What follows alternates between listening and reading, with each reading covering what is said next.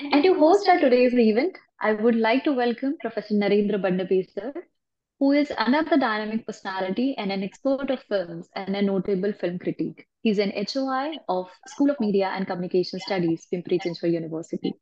I request, sir, to please continue with the webinar. Thank you Nidhi. Thank you very much. आजचं हे seminar मराठीमध्ये करतोय कारण की आपल्याकडे खूप मागणी आली होती मराठीसाठी. आपले काही स्टुडंट मराठी स्टुडंट आहेत त्यांनी ही मागणी केली होती आणि पूजा आपण दोघेही मराठी भाषेमध्ये दोघे कम्फर्टेबल आहोत, तर आपण याची सुरुवात मराठीतून करूया. सर्वात महत्वाचं म्हणजे पूजा पहिला प्रश्न असा आहे की डॉक्युमेंटरी आणि फिल्म याच्यामध्ये फरक काय आहे? What is the difference between documentary and film? Okay. Documentary आणि फिल्म मध्ये अगदी मूळ फरक आहे, महत्वाचा फरक आहे. तो म्हणजे फिल्म खरं तर दोन्ही फिल्मच असतात, डॉक्युमेंटरी पण फिल्मच असते. आणि आपण ज्याला सिनेमा म्हणतो, म्हणजे आपण त्याला फिक्शन फिल्म म्हणतो, ती ह्याच्यापेक्षा वेगळी असते. तर फिक्शन आणि नॉन फिक्शन असे याचे दोन प्रकार पडतात असं आपण म्हणू शकतो, आणि म्हणूनच ते वेगळे ठरतात. आपण फीचर फिल्म्स थिएटरला बघतो त्या काल्पनिक असतात, गोष्टी आधी रचलेल्या असतात. त्यामुळे त्यातली कॅरेक्टर्स आणि त्यातल्या घटना ह्या सगळ्या काल्पनिक असतात. मात्र डॉक्युमेंटरी ही जी असते आपण त्याला म्हणतो नॉन फिक्शन, म्हणजे ती काल्पनिक नसते. खऱ्या माणसांबरोबर खऱ्या खऱ्या ठिकाणी खऱ्या घटना शूट करून ज्या अजिबात स्ट्रक्चर्ड नसतात अशा, असं काहीतरी शूट करायचं आणि मग ते छान पद्धतीने अशा पद्धतीने जोडायचं की त्यातनं एक छान गोष्ट तयार होईल, ती म्हणजे डॉक्युमेंटरी असं आपण. तो बेसिकली त्यातली रियालिटी हा त्यातला फरक आहे. ओके. सर्वात महत्वाचं म्हणजे पूजा की जसं फिक्शन फिल्म करताना त्याचे वेगवेगळे जॉनर असतात. जसं क्राईम जॉनर असतो, डार्क जॉनर असतो, व्हायलन्स असतो, व्हायलन्स सिनेमा असतो, रोमॅन्टिक सिनेमा असतो, ठीक आहे, रॉम कॉम ज्याला आपण म्हणतो तसं असतं. तसं असे डॉक्युमेंटरीचे काही प्रकार असतात का? डॉक्युमेंटरीचे प्रकार आपण असं नको म्हणूया, पण हा विषयानुरूप त्याच्या ट्रीटमेंट्स बदलत जातात, ज्या पद्धतीने ती केली जाते. तर हो, डॉक्युमेंटरीचे असे आपण म्हणू शकतो की ती करण्याचे, ती मांडण्याचे काही प्रकार मात्र वेगवेगळे आहेत, निश्चित आहेत. मुळात डॉक्युमेंटरी ही कुठल्याही विषयावर होऊ शकते, म्हणजे आपल्या स्वतःच्या एखाद्या त्या फिल्म मेकरच्या स्वतःच्या आयुष्यावर होऊ शकते, एखाद्या सामाजिक प्रश्नांवर होऊ शकते, एखाद्या ऑफिस मधल्या कुठल्या तरी घटनेबद्दल होऊ शकते. तर डॉक्युमेंटरी कुठल्याही विषयावर असू शकते, त्यामुळे त्याचा असं आपण जॉनरा नाही फिक्स करू शकत. पण हा, डॉक्युमेंटरी वेगवेगळ्या पद्धतीने करता येते, जसं मी म्हटलं तर कधीतरी ती पोएटिक पद्धतीने करता येते, फिक्शनच्या अत्यंत जवळ जात सुद्धा ती करता येते, म्हणजे ती अशा पद्धतीने मांडली जाते की ती फिक्शनल आहे, पण अर्थातच ती फिक्शनल नसते, म्हणूनच ती डॉक्युमेंटरी असते. एक्सपेरिमेंटल डॉक्युमेंटरीज असतात किंवा ऑब्झर्वेशनल असतात, जिथे फिल्म मेकरला माहित नसतं अजिबातच, अर्थात डॉक्युमेंटरीमध्ये नसतंच माहित की पुढे काय होणार आहे, पण तरी सुद्धा ती कॅरेक्टर्स असतात त्यांच्या बरोबर असं काही ठरवून केलेले इंटरव्ह्यू नसतात, त्यांच्या आयुष्यातल्या घटना अशा नसतात की ज्या फिल्म मेकरला माहिती आहेत, पण कॅमेरा लावून ठेवलेला असतो, गोष्टी घडत असतात आणि जणू काही एखादा माणूस बघत बसलाय त्या घटनेकडे, अशा पद्धतीने कॅमेरा ते बघत बसलेला असतो आणि फुटेज अशा पद्धतीने शूट केलं तर त्याची ट्रीटमेंट अशा पद्धतीने असते. अशी ऑब्झर्वेशनल डॉक्युमेंटरी असते.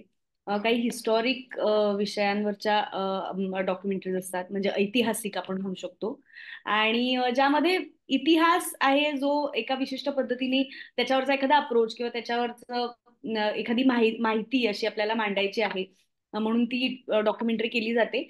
पण अर्थातच मग तिथे असं होतं की तुम्हाला खरं ते काही आत्ता घडणार नसतं, मग तुम्हाला त्याचे सगळे रेफरन्सेस शोधावे लागतात, त्या संबंधितली माणसं शोधावी लागतात, त्या संबंधितले काही फोटोज असतील, व्हिडिओज असतील, ते सगळं गोळा करून मग ती डॉक्युमेंटरी घडवली जाते. आणि अगदी गरज असेल किंवा त्याला अजून इंटरेस्टिंग बनवायचं असेल तर आपल्याला त्याचा काही ड्रामा पद्धतीने थोडंसं शूट करून त्या कॅरेक्टर्स सारखं आणि तो एक सीन घडवून तशी एक डॉक्युमेंटरी होऊ शकते, ज्याला डॉक्यू ड्रामा म्हणतात.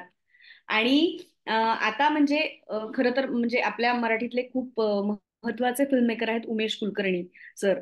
तर उमेश कुलकर्णी सर तर खरं तर म्हणतात की असं काही प्रकारच नसतो, फिक्शन म्हणजे सिनेमा वेगळा आणि डॉक्युमेंटरी वेगळी. तर फिल्म ही फिल्म असते आणि त्यामध्ये गोष्ट असते आणि ती गोष्ट सांगायची असते. तर आज असे अनेक फिल्म मेकर्स आपल्याला खरोखर दिसतात. काही फिल्म मेकर्सनी असा प्रयत्न केलाय की यातली जी फिक्शन नॉन फिक्शनची लाईन आहे ती आपल्याला ब्लर करता येईल का. म्हणजे काही सिनेमे असे आहेत फिक्शन मधले सिनेमा जसं लव्ह सेक्स अँड धोका ही फिल्म अशी आहे जी अशा पद्धतीने शूट केली की जणू काही ती डॉक्युमेंटरी आहे. किंवा एक अत्यंत हॉरर गाजलेली फिल्म आहे पॅरानॉर्मल ऍक्टिव्हिटी. तर त्यामध्ये ती फिल्म आपल्याला सांगितलं पण असं की नाही नाही हे खरंय बाबा. आणि तिथे एक कॅमेरा लावून ठेवलेला आहे आणि मग आपल्याला असं खरंच वाटतं की असं काहीतरी घडतंय पण ती फिक्शनल आहे. तर अशा वेगवेगळ्या पद्धतीने तुम्हाला डॉक्युमेंटरी मांडता येऊ शकते आणि करता येऊ शकते. अच्छा. नाही, सर्वात महत्वाचं म्हणजे आता राहिला विषय विषय निवडताना. तर डॉक्युमेंटरीचा विषय कशा पद्धतीने निवडायचा? खरं सांगायचं तर म्हणजे आता असं म्हणतात हार्डकोर डॉक्युमेंटरी फिल्म मेकर जे असतात ज्यांना मनापासून काहीतरी मांडायचंय म्हणून जे डॉक्युमेंटरी हा फॉर्मॅट निवडतात फिल्म मेकिंग मध्ये. शेवटी हे जे काही कविता असेल सिनेमा असेल पुस्तक लिहिणं असेल डॉक्युमेंटरी करणं असेल ही सगळी माध्यमं आपण निवडतो आपलं आपलं काहीतरी सांगायला आपलं आपलं काहीतरी मत मांडायला. तर शक्यतो डॉक्युमेंटरी हा विषय जे निवडतात त्यांना कुठेतरी बऱ्याचदा असं होतं की काहीतरी खटकत असतं किंवा काहीतरी सांगायचं असतं अत्यंत पॅशनेटली आणि ते रियालिटी सोबत सांगायचं असतं. तर अशा वेळी डॉक्युमेंटरी केली जाते. तर त्यामुळे बऱ्याचदा विषय तिथे बऱ्यापैकी क्लिअर असतो पण त्यात फोकस करून तुम्हाला सांगता येऊ शकतं. तर विषय निवडण्यापेक्षा आपल्या मनाला जो भिडतो जो आपल्याला अस्वस्थ करतो ज्याच्याविषयी आपल्याला प्रचंड काहीतरी सांगू वाटतं असा विषय स्वतः डॉक्युमेंटरी करण्याकरता निवडणं कधीही योग्य असतं असं मला वाटतं. तुम्ही कमर्शियली करत असाल तर त्या त्या गरजेप्रमाणे तुम्हाला करायला लागतं. पण अदरवाईज ही पूर्णपणे आपली चॉईस असते की आपल्याला जे मनापासून सांगू वाटतंय. अच्छा. दुसरी गोष्ट म्हणजे की आता जसं फिक्शन फिल्म जी असते, फिक्शन फिल्म मध्ये एक गोष्ट असते, त्याचे कॅरेक्टर्स असतात, वेगवेगळे कॅरेक्टर्स असतात आणि एक गोष्ट अगदी आधीपासून अंतापर्यंत ती जात असते. डॉक्युमेंटरीचा हा फॉर्मॅट कसा असतो? आणि दुसरी गोष्ट की आता जसं उमेश कुलकर्णी म्हणतात की प्रत्येक ही गोष्टच असते. तुम्ही एखाद्या इन्सिडेंट बद्दल डॉक्युमेंटरी बद्दल बोलताय याचा अर्थ तुम्ही एका इन्सिडेंट्स बद्दल किंवा एखाद्या घटनेबद्दल किंवा एखाद्या विषयाबद्दल सखोल माहिती देताय. बरोबर. ठीक आहे. तर याच्यासाठी तुम्हाला रिसर्च करावा लागत असेल, कारण की एखादा विषय सखोल पद्धतीने मांडणं तर त्याला एका विषयाची जोड तर लागत असेल रिसर्चची. तर हा रिसर्च कसा करावा, म्हणजे हे विषय निवडताना या रिसर्चला किती महत्व आहे हे जरा आम्हाला समजावून सांग. ठीक आहे. पहिल्यांदा मी तुमच्या दुसऱ्या प्रश्नाकडे येते. मी तुमचा पहिला प्रश्न विसरले खरं तर. तुमचा ऐकते. पण ओके. रिसर्चला इनएव्हिटेबल महत्व आहे डॉक्युमेंटरीमध्ये. कारण रिसर्च शिवाय एक चांगली डॉक्युमेंटरी होऊ शकत नाही. मला आठवला पहिला प्रश्न तुमचा. तर दोन्ही आपण एकत्र करत बोलूया. मुळात फिक्शन फिल्मचं हो तुम्ही बरोबर म्हणालात की पहिल्यांदा स्क्रिप्ट तयार असते. मूळ फरकच तो हा आहे की पहिल्यांदा स्क्रिप्ट तयार आहे त्यानुसार तुमचे ऍक्टर्स तयार आहेत त्यांच्या रिहर्सल झालेल्या आहेत त्यांचे डायलॉग्स पाठ आहेत तुम्ही लोकेशन निवडून ठेवलेलं आहे तिथे किती माणसं कुठून कशी येणार किती लाईट पाहिजे सगळं तुम्ही ठरवलेलं आहे. सो तुमच्या कंट्रोलमध्ये आहे सगळं. पण डॉक्युमेंटरी फिल्म मेकिंग मध्ये तुम्ही फक्त विषयाचा विचार केलेला आहे तुम्ही रिसर्च त्याचा केलेला आहे आणि तुम्ही शूट करायला जाताय.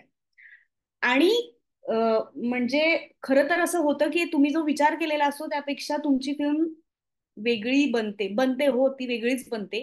कारण तुमच्या कंट्रोलमध्ये त्यातलं काही नसतं त्यातले डायलॉग तुमच्या कंट्रोलमधले नसतात त्यातले लोकेशन्स अचानकच पाऊसच पडला किंवा तो माणूस चक्करच येऊन पडला किंवा त्याला कॉफीच प्यावीशी वाटतेय किंवा तुम्ही असं असं काही होऊ शकतं. सो तुमच्या कंट्रोलमधल्या गोष्टी नसतात. ना त्याचं शेड्यूल तुमच्या कंट्रोलमधलं असतं ना त्यातले डायलॉग्स ना माणसं ना काहीच. तर मुळात डॉक्युमेंटरी फिल्म विषय आधी डोक्यात असतो त्याचा रिसर्च मात्र केलेला असतो. साधारण एक आराखडा असतो की आता ही फिल्म कशा पद्धतीने जाऊ शकते किंवा आपल्याला न्यायची. पण तुम्ही जसं ऑब्झर्व करत जाता त्या पद्धतीने खरं तर म्हणजे माझ्या अनुभवाप्रमाणे फिल्म बदलत जाते आणि फिल्म तुम्हाला एका वेगळ्या प्रवासाला घेऊन जाते. आणि ते सगळं शूट केल्यानंतर मात्र प्रचंड मोठा अवघड अजून एक महत्वाचा टप्पा येतो, तो म्हणजे एडिटिंगचा, स्क्रिप्ट रायटिंगचा. स्क्रिप्ट रायटिंग नंतर होतं डॉक्युमेंटरीमध्ये, जे फिक्शनमध्ये आधी होतं, किंवा आपण जो सिनेमा थिएटरमध्ये बघतो त्याचं आधी होतं.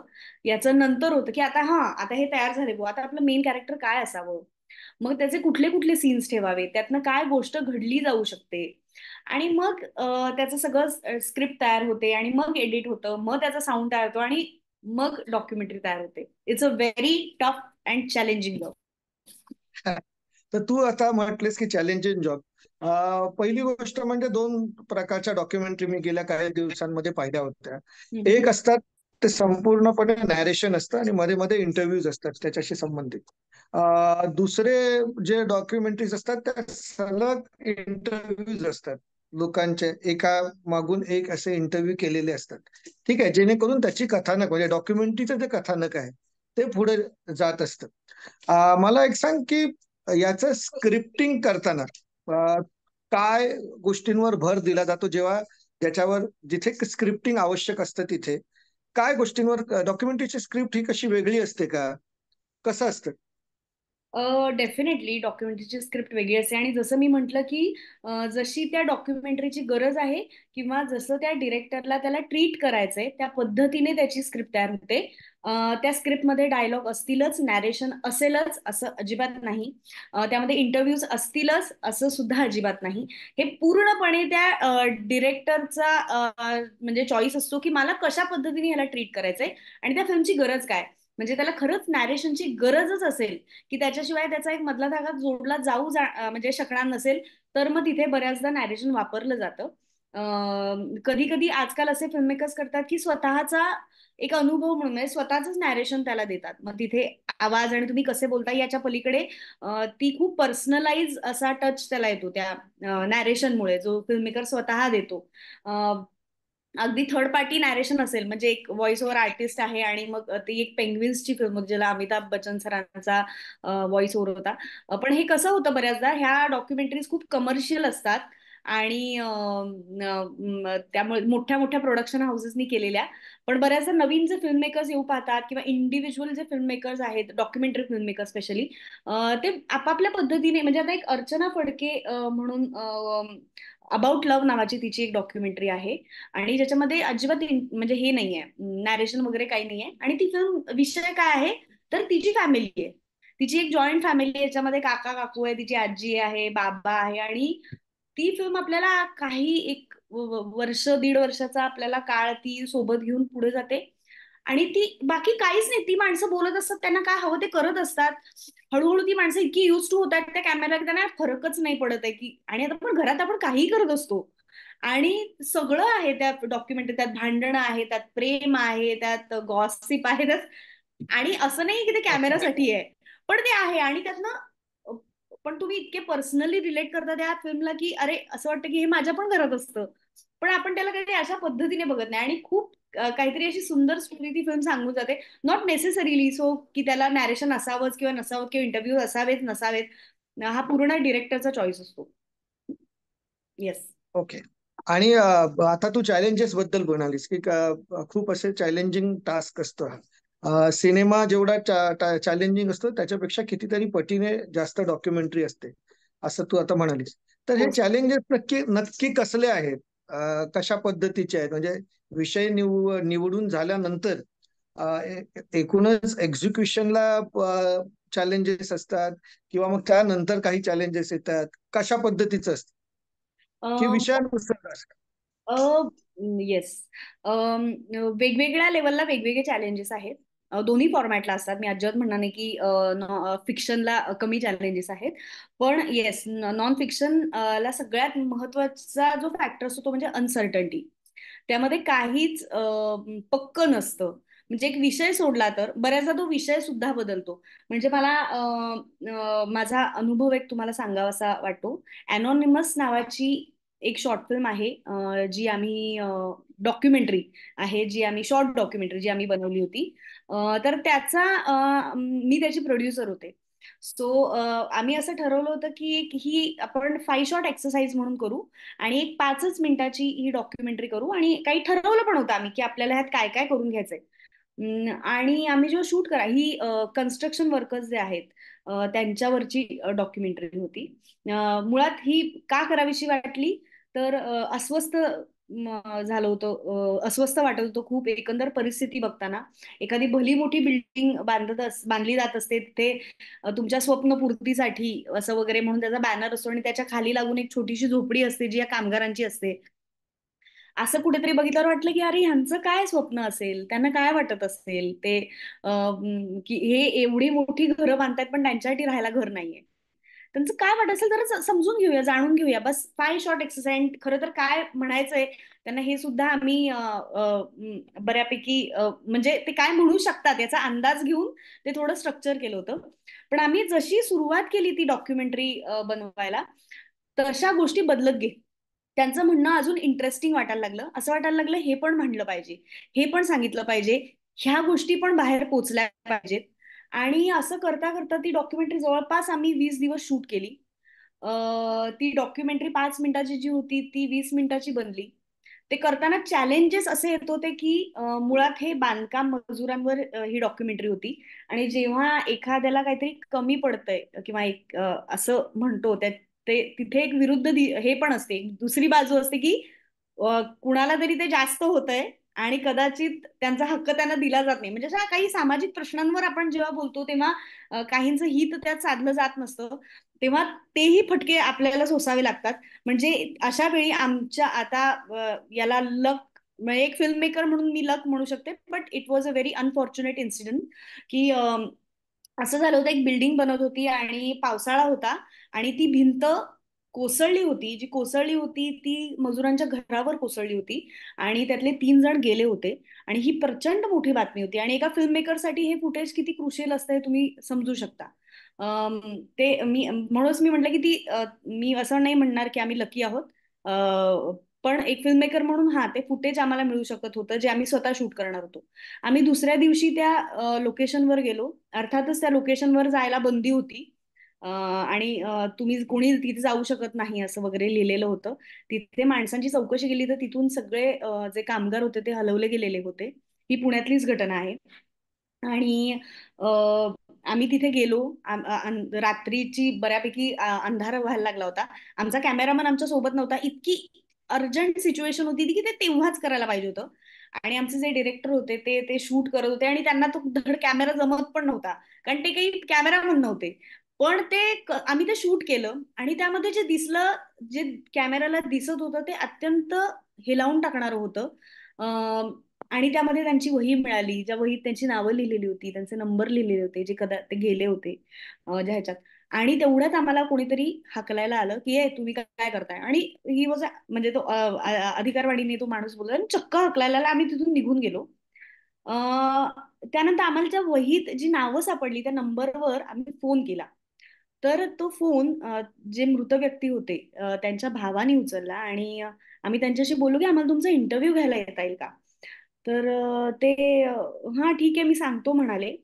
आणि फोन ठेवल्यानंतर आम्हाला लिटरली 3ऱ्या मिनिटाला पोलिसांचा फोन आला की तुम्ही असं कसं माणसांना धमकावू शकता, असं कसं त्यांना शूट करू असं. आणि आम्हाला म्हणजे धमकावणीच्या सुरातच हे सगळं आलं.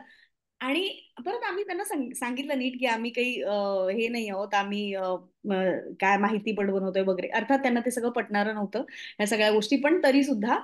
तर असे प्रसंग येतात. किंवा सेम डॉक्युमेंटरीतलं अजून एक चॅलेंज होतं की आम्हाला त्यातले काही जण असे सापडले रेफरन्सनी की ते या हॉस्पिटलमध्ये आहेत जे जखमी आहेत.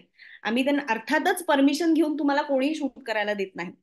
तर आम्ही डायरेक्ट गेलो पत्रकार म्हणून, असं म्हणून आम्ही घुसलो. आणि त्यावेळी तिथे ती काय म्हणतात त्या संदर्भात काम करणारी जी महत्वाची माणसं असतील, कदाचित बिल्डर्सची असतील, मला माहित नाही, ती नव्हती तिथे. तर आम्ही जाऊन त्या जे जखमी होते मजूर त्यांच्याशी बोलत होतो. आणि बोलता बोलता माणूस आला. अर्थात आम्हाला तिथून निघू आम्ही कसे बसे त्यांना कसं तरी. मी आता त्या एक फायदा असा होतो मुलगी असण्याचा की पटकन कोणी अंगावर येत नाही, मारायला येत नाही. तर तो एक फायदा मला तिथे झाला की मी त्यांच्याशी बोलेपर्यंत बाकीची टीम निघून गेली. पण ते सगळं फुटेज आहे. हे जे आहे ना हे आपल्याला बघायला नाही मिळत. आणि हे दाखवण्याचं खूप महत्वाचं काम डॉक्युमेंटरी फिल्म मेकर करतो. आणि अशा पद्धतीचे चॅलेंजेस तुम्हाला येत असतात. डॉक्युमेंटरी तुम्हाला खूप वेगळ्या ठिकाणी घेऊन जाते, काहीतरी वेगळं दाखवायला लागते स्वतःला, त्या फिल्म मेकरला सुद्धा. आणि हे सगळं करता करता मग पुन्हा हे तेच आहे, ही अनसर्टनिटी आहे, वेळेची आहे, गोष्टीची आहे, कॅरेक्टर्सची आहे, तुम्हाला किती पैसा लागणार आहे या सगळ्यासाठी त्याची आहे. म्हणजे आज भारतात तरी फिल्म मेकर्सची बऱ्यापैकी अशी परिस्थिती आहे की स्वतःचे सेव्हिंग्स तोडायचे आणि आपली आपली फिल्म बनवायची. म्हणजे कधी कधी वाटते यापेक्षा कविता केलेली बरी, ती त्याला काही पैसे लागत नाही. पण आपला आपला फॉर्मॅट जो फिल्म मेकर निवडतो, म्हणजे ह्या माध्यमातून काहीतरी सांगायचं, त्याच्यासाठी हे माध्यम खूप महत्वाचं आहे, खूप चॅलेंजिंग आहे. तर अशा प्रकारचे चॅलेंजेस आम्हाला आले होते डॉक्युमेंटरी करताना. नाही, पण कुठल्याही कलाकाराची कलाकृती ही कवितेसारखीच असते. येस. त्याच्यामुळे ते प्रत्येक जण आपापले एक्सप्रेशन साधत असतो. म्हणजे डॉक्युमेंटरीच्या माध्यमातून असेल किंवा सिनेमाच्या माध्यमातून असेल. मला एक असं विचारायचं होतं, आता तू एक अनुभव पण सांगितलास की डॉक्युमेंटरीचं शूटिंग हे अ, अ, वेगळ्या पद्धतीचं असतं का? आणि ऍक्च्युअल फीचर फिल्मचं शूटिंग आणि डॉक्युमेंटरीचं शूटिंग याच्यामधला अंतर तू आम्हाला समजावून सांग. अर्थातच पुन्हा तोच मुद्दा आहे, एक सर्टन्टी आणि एक ठरवलेलं सगळं असतं फिक्शन मध्ये. त्यामुळे काय शूट करायचंय, कोणाला शूट करायचंय, ते किती लाईट पाहिजे, आणि हे सगळं काही आधी ठरलेलं असतं फिक्शन मध्ये किंवा फीचर फिल्मसाठी. पण डॉक्युमेंटरी फिल्मसाठी हो, असा कॅमेरामन लागतो किंवा कॅमेरामन अशा पद्धतीने तयार लागतो की काहीही कुठेही कधीही घडलं त्या विषयासंदर्भात तर तो क्विक लागतो की जो तिथे जाऊन शूट करू शकेल. म्हणजे आमच्या बाबतीत असं झालेलं आहे की दरवेळी असं कॅमेरामॅनला अचानक कुठे पटकन न्यायचं. म्हणजे आम्ही जी एक डॉक्युमेंटरी करत होतो जी ऊसतोडणी कामगारांवर होती, आहे ज्याचं ती प्रोसेसमध्ये आहे. तर काहीही घडतं त्यांच्या आयुष्यात पटकन कधीही, आणि जे आपल्याला कळलं तर पटकन जावं लागतं, आणि तिसरा माणूस असा नसतो बाबा तयार. मग शेवटी आमचे जे दिग्दर्शक आहेत मिथुन चंद्र चौधरी, त्यांनीच कॅमेरा अशा पद्धतीचा घेतला की बुवा आपल्याला त्यात ते फार लेन्स बिन्स बदलायला नको, कारण तेवढा वेळच नसतो. ती ऑब्झर्वेशनल डॉक्युमेंटरी आहे, हम्म. तर त्यात वेळच नसतो एवढा की त्या काय तोपर्यंत ती कॅरेक्टर आपल्याकडे थांबणार नसतात, ती घटना थांबणार नसते. तर मग आपण तो व्हिडिओ कॅमेरा घ्यायचा आणि आपण शूट करायचं. हे सगळ्यात म्हणजे कॅमेरा मधलं म्हणाल तर हे खूप चॅलेंजिंग आहे. काही बऱ्याचदा दंगलींमध्ये जाऊन तुम्हाला शूट करायला लागतंय, आगीच्या ठिकाणी जाऊन शूट करायला लागतंय, एखाद्या कुटुंबावर बनवत असाल, त्यांचं भांडण चाललंय आणि त्या फिल्म मेकरला ते हवं आहे, तर तिथे जाऊन त्याला शूट करायला लागतंय. तर असं असं काहीच असतं. आणि बऱ्याचदा असं होतं ना की कॅमेरा आला की भली भली माणसं अचानक सावरून बसतात, हम्म. की एकदम कॉन्शियस होतात की आपल्याला काय बोलायचंय काय नाही. तर कॅमेरामनने तितकं सहज असावं की बुवा त्याला कुठून कसं काय शूट करायचंय आणि समोरच्या माणसालाही तेवढं कम्फर्टेबल करता यावं, अशा पद्धतीने तुम्हाला तो कॅमेरा करावा लागतो. एक महत्वाचं मला असं विचारायचं होतं की आता तू एवढ्या डॉक्युमेंटरी पाहिल्या असशील, तर त्याच्यातलं तुला आवडलेले डॉक्युमेंटरीज कोणते आहेत? आणि मगाशी एकाचा तू उल्लेख केला त्या कुटुंबावरची डॉक्युमेंटरीचा. तुला आवडलेल्या डॉक्युमेंटरी मेकर्स आणि डॉक्युमेंटरीज कुठल्या आहेत? ओके.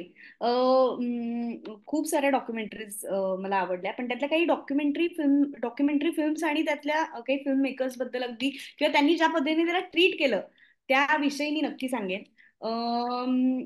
काय आनंद पटवर्धन म्हणून आहेत डॉक्युमेंटरी फिल्म मेकर, जे असं म्हणू शकता की काही महत्वाच्या घटनांवर त्यांनी घटना सुरू असताना शूट केलंय, जे प्रचंड रिस्की होतं. मग मला एक्झॅक्टली त्या फिल्मचं नाव नाही आठवत, पण मुंबई मेरा राम के नाम.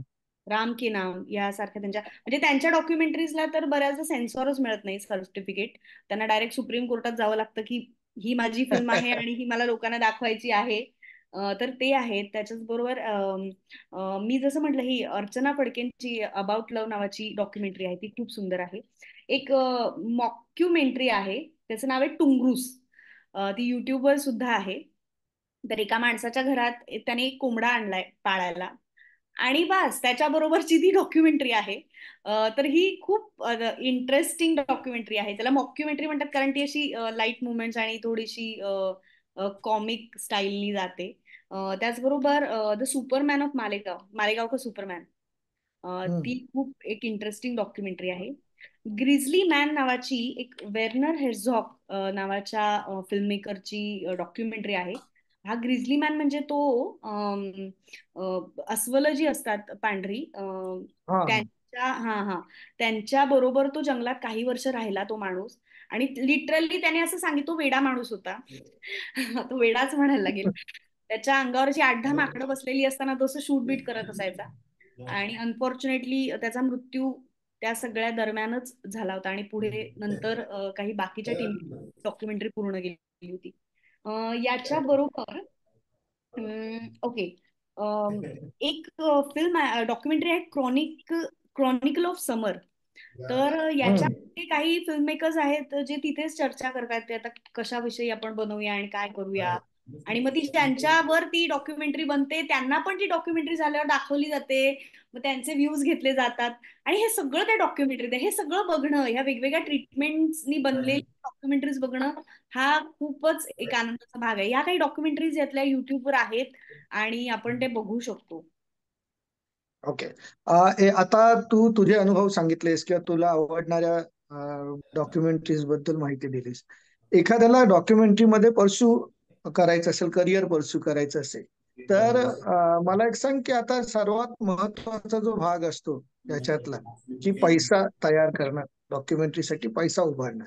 तर त्याचं फंडिंगची प्रक्रिया कशी असते, सध्याची काय आहे, यापूर्वी कशी होती, आणि आता त्याच्यामध्ये नवीन काय घडतंय का फंडिंग मध्ये? ओके, असं तुकड्या तुकड्यात त्या प्रश्नाचं उत्तर देते. फंडिंग म्हटलं की एक हा मोठा महत्वाचा भाग येतो. मी मगाशी म्हटलं तरी अजूनही आपल्या भारतात अशीच परिस्थिती साधारण आहे की मोडा आणि मग आपण बनवू. तर अशीच परिस्थिती आहे बऱ्यापैकी. म्हणजे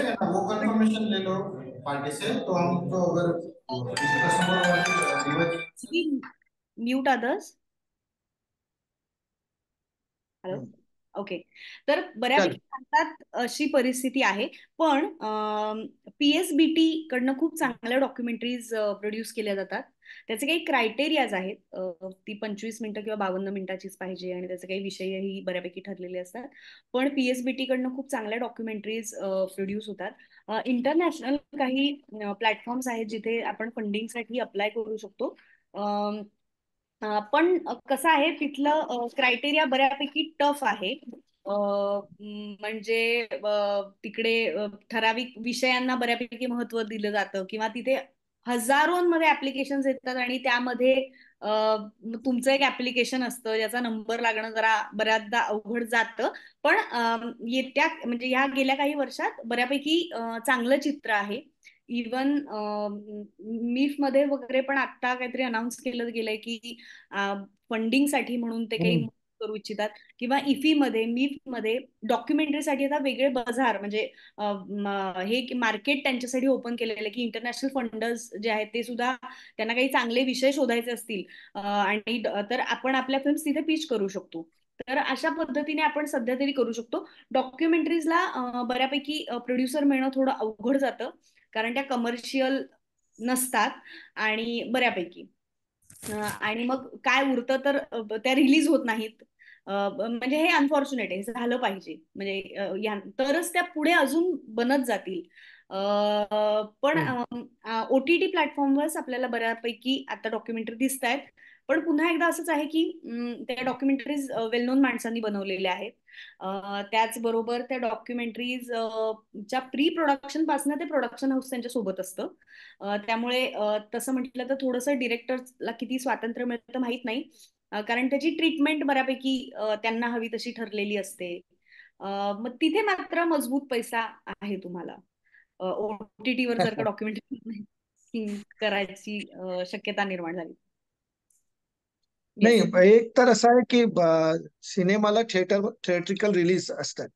आता डॉक्युमेंटरीसाठी काय मग वेगळे फेस्टिवल असतात का, किंवा डॉक्युमेंटरीसाठी तुम्हाला त्याचं रिलीज कुठे करायचं, त्याला कुठे दाखवायचं, याच्यासाठी कशी तरतूद केलेली असते किंवा आहे सध्या?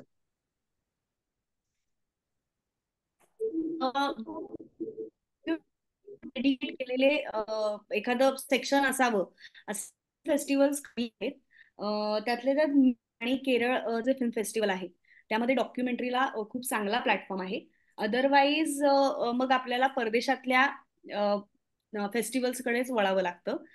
पीव्हीआर जे आहे, पीव्हीआर जो ग्रुप आहे थिएटर्सचा, तो मध्ये काही डॉक्युमेंटरीज रिलीज करत होता आणि काही काळ आपल्याला त्या डॉक्युमेंटरीज बघायला मिळत होत्या. अदरवाईज बरेचसे डॉक्युमेंटरी फिल्म मेकर्स तर आता युट्यूबवर फिल्म्स रिलीज करतायत. टू मच डेमोक्रेसी नावाचा वरुण सुकराजची जी डॉक्युमेंटरी आहे, जी आताच्या शेतकरी आंदोलनावर झाली होती, ती आता युट्यूबवर आहे. किंवा विवेक नावाची आता आनंद पटवर्धनांची जी डॉक्युमेंटरी आहे, ती कुणाल कामराच्या युट्यूब चॅनलवरनं करण्यात आलेली आहे, पब्लिश.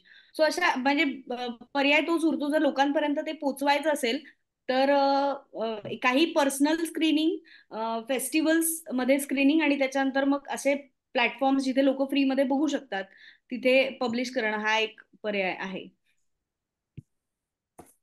पण मुळात मला कसं वाटतंय, म्हणजे पैशाचा भाग बघण्यापेक्षा, मला माहितीये पैसा लागतो या सगळ्याला, डॉक्युमेंटरी फिल्म मेकिंग ही ना बऱ्याच अशी एक ऍक्टिव्हिस्ट च्या भूमिकेतनं केल्यासारखी वाटते. काहीतरी प्रश्न भेडसावत असतो, काहीतरी खूप मनापासून सांगायचं असतं, काहीतरी टोचत असतं, पटत नसतं, आणि मग तुम्ही ती गोष्ट सांगायला जाता आणि तिथे बऱ्याचदा असं होत नाही की आपण पैसा बघतो.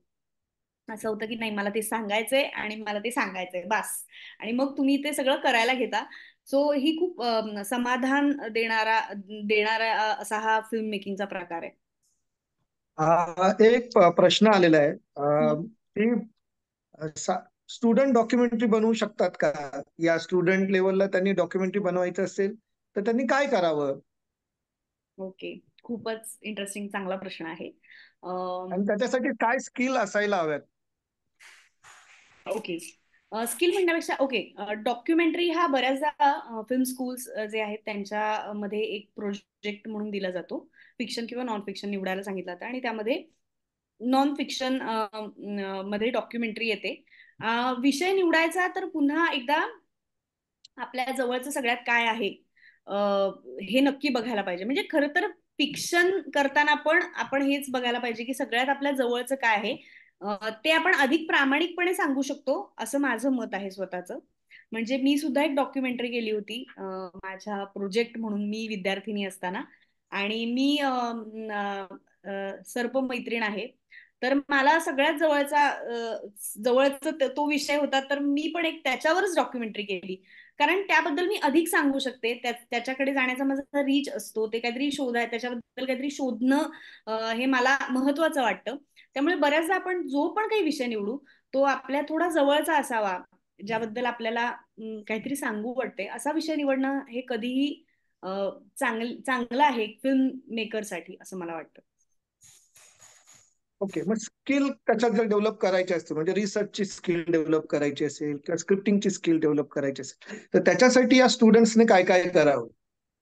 पहिला म्हणजे जे आपण म्हटलं रिसर्च, प्रचंड रिसर्च करायचा. आता रिसर्च कुठल्या कुठल्या माध्यमातून करावा, तर बेसिकली मुळात आपण ते माध्यम आधी नीट समजून घ्यायला पाहिजे. डॉक्युमेंटरी म्हणजे काय असते, ती कशी असते, ती किती वेगवेगळ्या प्रकारे, आता आपण हे सगळं बोललो, पण हे जेव्हा आपण खूप सारं बघू तेव्हा अच्छा हे असंही सांगता येतं का, अच्छा असाही विषय असू शकतो का, असे वेगवेगळे अप्रोचेस आपले तयार होतात बेसिकली.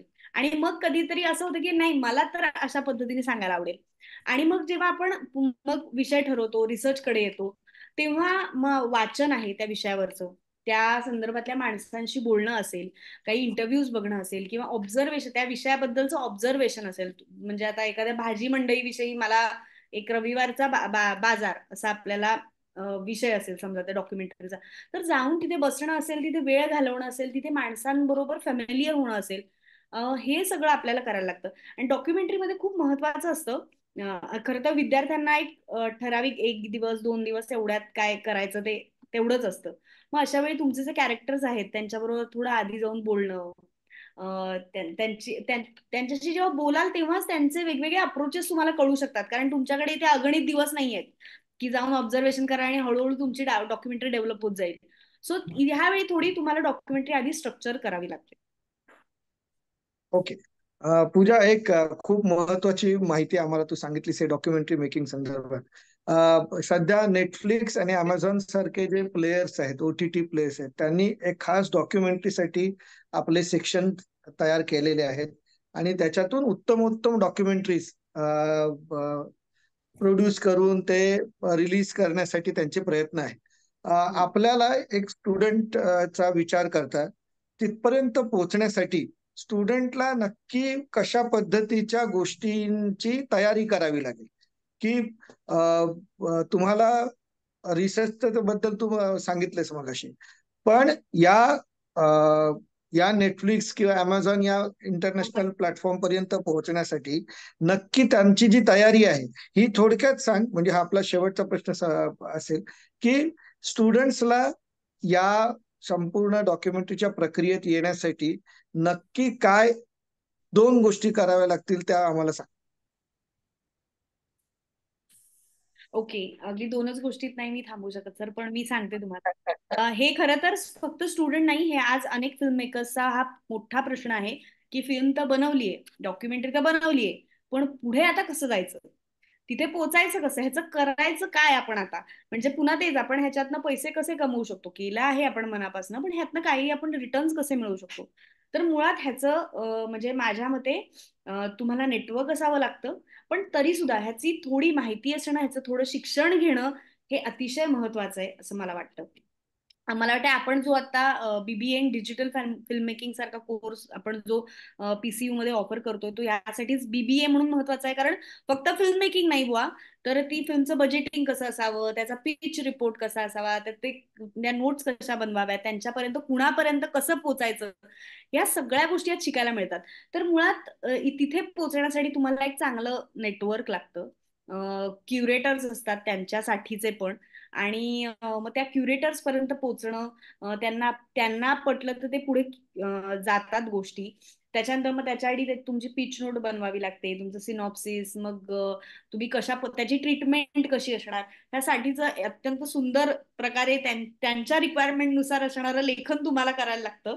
तर फिल्म बनवणं हा वेगळाच भाग, आणि एक हे काय म्हणावं, हे वेगळीच योगासनं आपल्याला इथे करावी लागतात, त्याला काय तर हा, ही वेगळी एक सर्कस असते. तर हे सगळं आणि मग त्यांच्यापर्यंत पोचणं, मग पुन्हा तिथे पोचल्यानंतर त्यांचं एक वेगळं काहीतरी असतं की नाही, आम्ही एवढं बजेट देऊ, हा क्र्यू असेल, इतके दिवस दिले जातील, अशा पद्धतीने मग त्यांच्याबरोबर ते निगोसिएशन करणं, बार्गेनिंग करणं, आणि पुन्हा आपल्याला जे मांडायचंय आणि त्यांना जे होय त्यातला काहीतरी मधला मार्ग शोधून आणि मग तो प्रोजेक्ट पुढे नेणं. हो, पण हा एक चांगला पर्याय त्यांनी म्हणजे आपल्यासाठी उपलब्ध करून दिलाय, ही महत्वाची गोष्ट आहे. थँक्यू पूजा, थँक्यू व्हेरी मच. तू आम्हाला डॉक्युमेंटरीचे सर्व पदर असे उलगडून दाखवलेस आणि त्यामुळे आपले जे आता स्टुडंट आलेले आहेत इथे वेबिनार अटेंड करतायत, त्यांना अनेक गोष्टींची माहिती आता झालेली असेल. त्याबद्दल तुझे धन्यवाद. अनिधी. येस, मलाही इथे बोलण्याची संधी मिळाली, आणि आता वेगवेगळी लोक या माध्यमातनं अशा प्रकारे, म्हणजे खरं तर आपण हे सगळं शेअर करू शकतोय, बोलू शकतोय, हे महत्वाचं वाटतं. तर धन्यवाद, मलाही बोलायची संधी दिली. Thank you. Yes. Okay, sir, we'll just wind up the webinar with a formal vote of thanks. So as we approach towards the end of this webinar, I'm honored to deliver the formal vote of thanks. I would like to extend my gratitude to our expert, Professor Pooja Dolas ma'am. Your insight and experience have been incredibly enriching. Thank you for sharing and highlighting the insights of documentary filmmaking and guiding our students with their questions and queries. A special thanks goes to our founders and PCET Board of Trustees, as well as our Honorable Vice Chancellor, Dr. Manimala Puri ma'am, our Pro Vice Chancellor, Dr. Sudeep Thepre sir, for making this event possible. I'm also grateful for Professor Narendra Bandabe sir for hosting this event so well. Our thank also extend to deans, directors, head of institutes, and faculty members from various schools of Pimpri Chinchwad University, whose presence has greatly supported us. And a special appreciation also goes to our faculty member, Professor Abhishek. A big thank you to our marketing and admission team for their relentless effort in promoting this event, and also the IT team for providing us with the necessary technical support. Lastly, I would like to thank all the students and the attendees who have encouraged us with their participation. For those who are having any additional queries related to this webinar, this subject topic, or any other subject, any other program, feel free to connect with us. And also, we are pretty much active on our social media handles where we keep updating the details of our coming webinars. So stay tuned with us. Thank you so much. Have a wonderful day.